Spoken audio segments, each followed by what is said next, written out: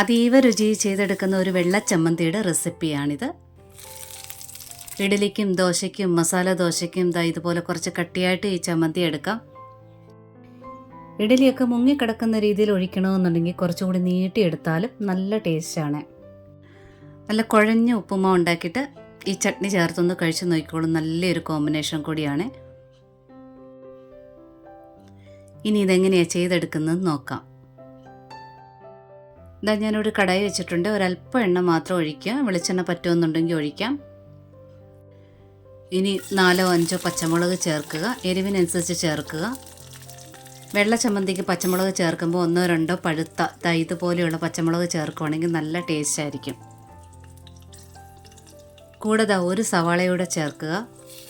കനം കുറഞ്ഞ് അരിഞ്ഞ് ചേർക്കുക. ഇനി വെളുത്തുള്ളിയാണ് ചേർക്കുന്നത്. ഒരല്ലി മാത്രം ചേർക്കുക, കൂടുതലായിട്ട് ചേർക്കണ്ട. ഇനി ഒരു കഷ്ണം ഇഞ്ചി. ഈ വെളുത്തുള്ളി ഇഞ്ചി ഒന്നും അരിഞ്ഞ് ചേർക്കണ്ട. ഈ സവാള വഴന്ന് വരുന്ന ആ സമയം കൊണ്ട് ഇത് നന്നായിട്ട് ചൂടായിക്കോളൂ. അത്രയും മാത്രം മതിയാകും. ഇനി ഇത് വഴറ്റിയെടുക്കണം. വഴറ്റിയെടുക്കുക എന്ന് പറഞ്ഞു കഴിഞ്ഞാൽ ഒന്ന് വാടിയാൽ മാത്രം മതിയാകും. നന്നായിട്ട് ഇളക്കി കൊടുക്കുക.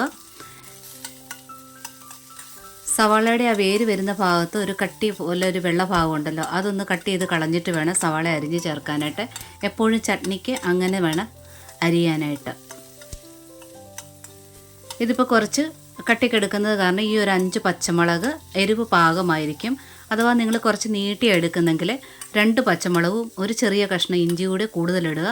അപ്പോൾ അതിൻ്റെ എരിവും ടേസ്റ്റും കറക്റ്റായിരിക്കും. സാധാരണ നമ്മൾ വെള്ളച്ചമ്മന്തി അരയ്ക്കുന്ന സമയത്ത് പച്ചയ്ക്കാണല്ലോ ചേർക്കാറുള്ള. ചെറുള്ളി ആയാലും സവാളയായാലും അതുപോലെ ഇത്ര അളവ് ഉള്ളി ചേർക്കാറില്ലല്ലോ. ഇതുപോലെ ഒന്ന് വാട്ടിയിട്ട് ചേർത്ത് നോക്കിക്കോളൂ.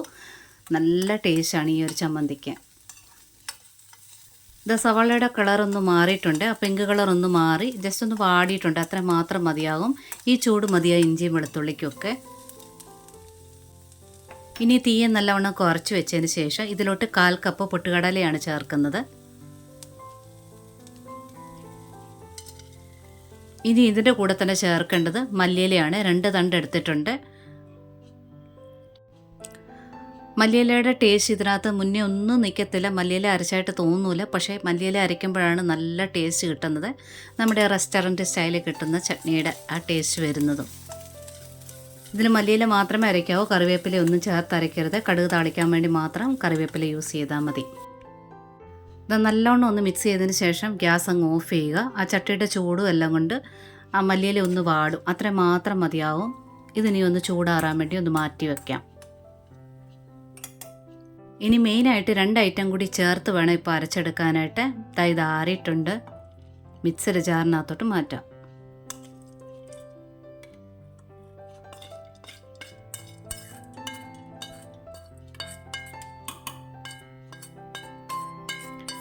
ഇനി ഇതിൽ ചേർക്കേണ്ടത് ഈ ഒരളവിന് ഞാൻ ചേർക്കുന്നത് 5 കാഷ്നട്ടാണ് ചേർക്കുന്നത്. 5 അല്ലെങ്കിൽ 6 എണ്ണം ഈ ഒരളവിന് ചേർക്കാം. നല്ലൊരു ക്രീമി ടേസ്റ്റ് കിട്ടും. ഇനി ചേർക്കുന്നത് 1/2 കപ്പ് തേങ്ങയാണ് ചേർക്കുന്നത്. തേങ്ങ ഇതിൽ ഒരുപാട് അരയ്ക്കേണ്ട. 1/4 കപ്പ് പൊട്ടുകടലയ്ക്ക് 1/2 കപ്പ് തേങ്ങ. ഇനി ഇതിലോട്ട് കുറച്ച് ഉപ്പ് ചേർക്കണം.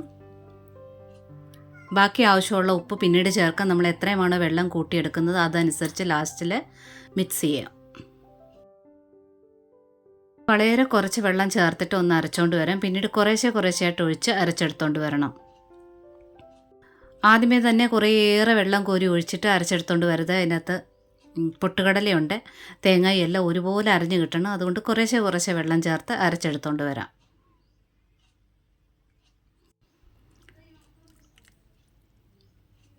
നമ്മുടെ തേങ്ങ ചട്നിയൊക്കെ അരയ്ക്കുന്നതിൻ്റെ പരുവത്തിൽ അരച്ചെടുത്തോണ്ട് വരാം.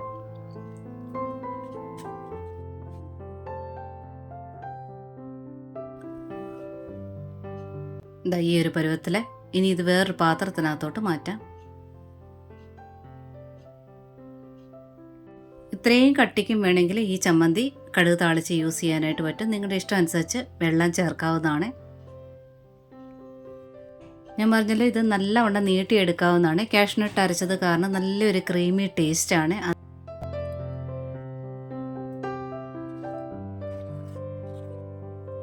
നമ്മുടെ വീട്ടിലിപ്പോൾ കുറച്ച് തേങ്ങയേ ഉള്ളൂ, കുറച്ചേറെ ആളും ഉണ്ട്. അപ്പോൾ കുറച്ച് നീട്ടിയെടുക്കേണ്ട ചമ്മന്തി ആവശ്യമുണ്ടെങ്കിൽ ഈ രീതിയിൽ തയ്യാറാക്കിയെടുത്താൽ മതിയാകും. ഇതിലിപ്പം ആ പൊട്ടുകടലയുടെ ടേസ്റ്റോ മല്ലിയിലയുടെ ടേസ്റ്റോ ഒന്നും എടുത്തറിയത്തില്ല. തേങ്ങ ചട്നി പോലെ തന്നെ മൊത്തത്തിൽ തേങ്ങ അരച്ച പോലെ തന്നെ നല്ല ടേസ്റ്റുള്ള ഒരു ചമ്മന്തിയാണിത്. ഉപ്പ് പോരെങ്കിൽ ലാസ്റ്റിൽ ഇതുപോലെ ചേർക്കുക. നന്നായിട്ടൊന്ന് മിക്സ് ചെയ്തെടുക്കാം. ഞാനിപ്പോൾ എടുത്തിരിക്കുന്നതിലും കുറച്ചുകൂടി വെള്ളം ഒഴിക്കാം. ഇനി കടുക് താളിക്കുന്നതിനകത്ത് കടുക്, വറ്റൽമുളക്, കറിവേപ്പില മാത്രമേ ഉള്ളൂ. നീട്ടിയെടുക്കുന്നത് കാരണം ഉഴുന്നുപരിപ്പൊന്നും ഇതിൽ ചേർക്കുന്നില്ല. ചട്നി ചൂടാക്കേണ്ട ആവശ്യമില്ല. ചട്നിയിലോട്ട് താളിച്ചൊഴിക്കുന്നതാണ് നല്ലത്. ദോശയ്ക്ക് ഇഡലിക്കും ഒക്കെ പറ്റിയ രീതിയിലുള്ള നിറയെ ചട്നീസ് ഞാൻ അപ്ലോഡ് ചെയ്തിട്ടുണ്ട്. തക്കാളിയും സവാളയും ഒക്കെ ചേർത്തിട്ടുള്ളത്. ചിലപ്പം നമ്മുടെ വീട്ടിൽ തേങ്ങ കാണത്തില്ല, ചിലപ്പം പരിപ്പ് കാണുമായിരിക്കും, കടലപ്പരിപ്പ് കാണുമായിരിക്കും, ഉഴുന്നുപരിപ്പ് കാണുമായിരിക്കും. ആ സമയത്തൊക്കെ ഏത് പരിപ്പാണോ ഉള്ളത് അതനുസരിച്ച് വീട്ടിൽ ചെയ്തെടുക്കാവുന്ന ചട്നീസൊക്കെ അപ്ലോഡ് ചെയ്തിട്ടുണ്ട്. താല്പര്യമുള്ളവർക്കൊക്കെ കാണാവുന്നതാണ്. അപ്പോൾ പിന്നെ നിങ്ങൾ ഇതുപോലെ ഒന്ന് ട്രൈ ചെയ്ത് നോക്കിക്കോളൂ. പിന്നെ ഇഷ്ടപ്പെട്ടിട്ടുണ്ടെങ്കിൽ ആ ലൈക്ക് ബട്ടൺ ഒന്ന് ടച്ച് ചെയ്തിട്ട് ഒന്ന് സപ്പോർട്ട് ചെയ്യാൻ കൂടി മറന്നുപോലെ ഒന്ന് സബ്സ്ക്രൈബ് കൂടെ ചെയ്തേക്കണേ. നോട്ടിഫിക്കേഷൻ ബെൽ ബട്ടണിലെ ഓൾ ഓപ്ഷൻ ഒന്ന് ടിക്കാക്കി ഇടാനും മറക്കരുത്. ഒരുപാട് സ്നേഹത്തോടെ താങ്ക്സ് ഫോർ വാച്ചിങ്.